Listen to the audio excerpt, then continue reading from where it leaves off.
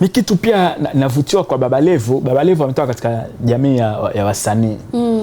Ama katika kundi hiyo ya wasanii. Amekuwa akiwatumia wasanii hao katika wao kuwa chachu ya maendeleo katika nyumba yake ya Kigoma. Kuna vitu ambazo anakuwa anafanya akiwashirikisha. Mfano sasa hivi umeona hiyo akiwa na kampeni yake ya kupeleka madawati wanafunzi wasikae chini. Yeye hajasubiri tu labda fedha ya mfuko ya jimbo kufanikisha hiyo.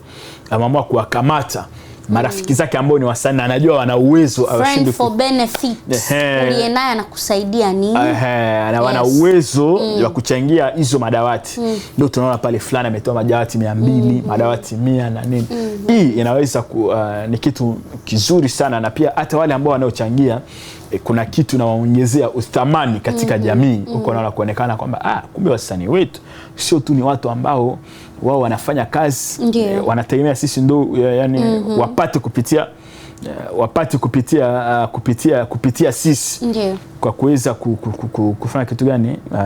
Kwa kuweza kuhakikisha kwa kuweza kufanya mkono kusupport napata shida jamani, hizo sanaa zao. Kuna wenyewe wanaamua kurudisha kupitia hivyo, na nasema tu Baba Levo endelee kufanya hivyo. Unaona, ukitoa mwenye madarasa unaweza ukaja pia hata mwenye sare. Hata kwenye hizi taulo za kike kwa watoto wa kike, labda vyoo kwa ajili ya kujistiri watoto wa kike wakiwa kwenye siku zao. I think ni vitu ambavyo vinahitajika sana hasa kwa mashule mengi. Yes. Ni vitu ambavyo wasanii hawa kundi lako ili ukashikamana nalo.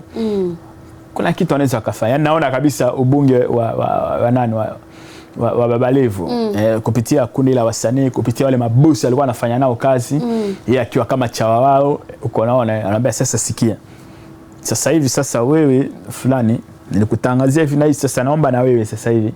Unajua pia inasaidia kukuza ile brand.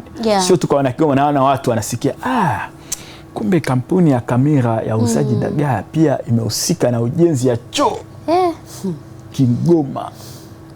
Uko naona inakuwa vizuri sana. ST Bongo, nyumbani kwanza.